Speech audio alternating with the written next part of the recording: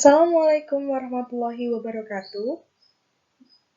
Jumpa lagi dengan saya, Siska Aprilia, pada mata pelajaran Bahasa Indonesia. Kali ini kita akan melanjutkan materi teks berita. Bagaimana? Apakah kalian sudah siap? Mari kita mulai. Pada pertemuan kali ini, kita akan membahas KD 3.2, yaitu menelaah struktur dan kebahasaan teks berita. Poin-poin yang akan kita bahas pada pertemuan kali ini adalah yang pertama, struktur berita, dan yang kedua, kaidah kebahasaan teks berita.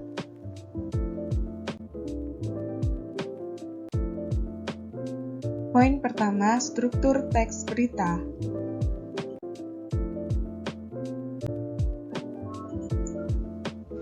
Mari mengenal struktur teks berita. Yang pertama, judul. Judul berita merupakan kata kunci yang mewakili keseluruhan isi berita. Judul harus dibuat menarik agar pembaca juga tertarik untuk membacanya.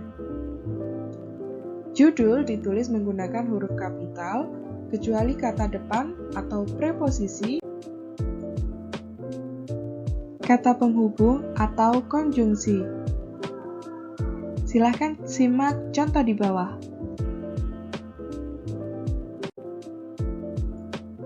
Selanjutnya, kepala berita merupakan bagian penting yang berisi unsur 5W plus 1H atau adiksimba, yaitu apa, di mana, kapan, siapa, mengapa, dan bagaimana.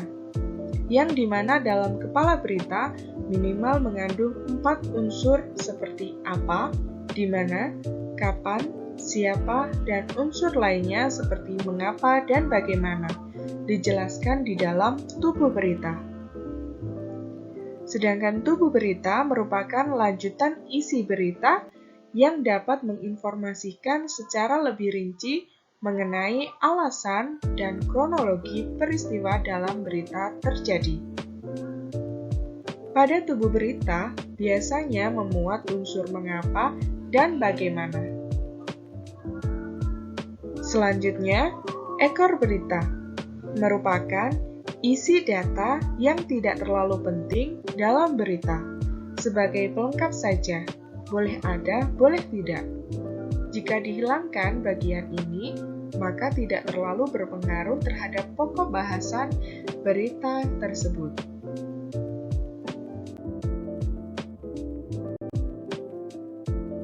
Poin kedua, kaidah kebahasaan teks berita.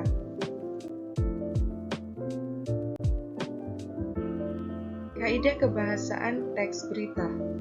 Menurut KBBI atau Kamus Besar Bahasa Indonesia, kaidah adalah rumusan asas yang menjadi hukum atau aturan yang sudah pasti, atau kita bisa menyebutnya menjadi patokan atau dalil jika dalam matematika.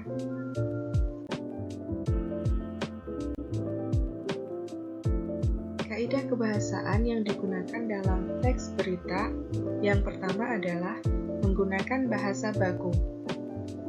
Kata baku adalah kata yang sesuai kaidah bahasa Indonesia.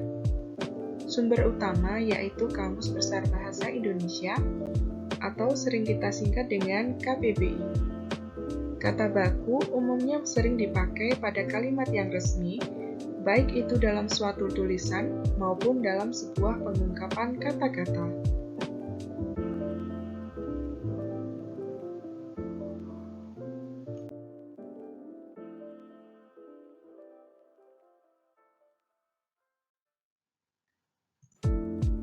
Kaidah kebahasaan dalam teks berita yang kedua menggunakan kalimat langsung. Kalimat langsung adalah kalimat yang menirukan ucapan atau ujaran orang lain. Kalimat hasil kutipan pembicaraan seseorang persis seperti apa yang dikatakannya. Bagian ujaran atau ucapan diberi tanda petik dan dapat berupa kalimat, berita, atau kalimat tanya. Contohnya, Rania berkata, "Dingin sekali cuaca hari ini." Contoh kedua, tolong tutup jendela kamarmu, kata Ibu Rania. Nah, bagaimana dengan bentuk dari kalimat tidak langsungnya? Kalimat tidak langsung sendiri adalah kalimat yang telah dibahasakan kembali oleh orang lain tanpa mengurangi intinya. Contohnya, Rania mengatakan bahwa ia harus berlatih lebih giat lagi agar bisa memenangkan lomba puisi.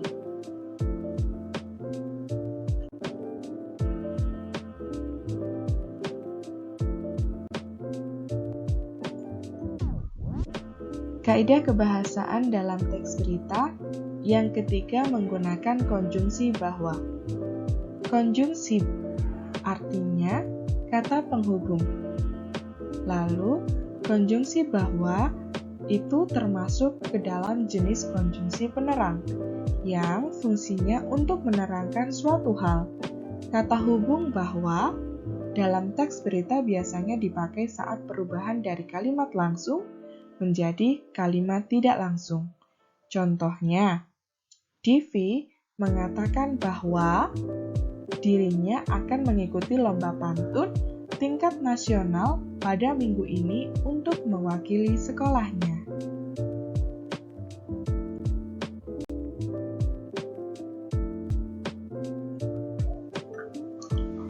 Kaidah kebahasaan yang digunakan dalam teks berita selanjutnya yaitu kata kerja mental. Kata kerja mental adalah kata kerja yang terkait dengan kegiatan hasil pemikiran. Kata-kata yang dimaksud antara lain memikirkan, memutuskan, membayangkan, berasumsi, berprasangka, berkesimpulan, dan beranalogi.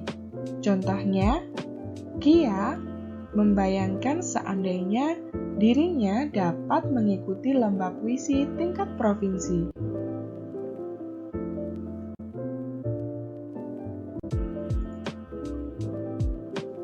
Kaidah kebahasaan yang digunakan dalam teks berita selanjutnya menggunakan kata keterangan waktu dan tempat.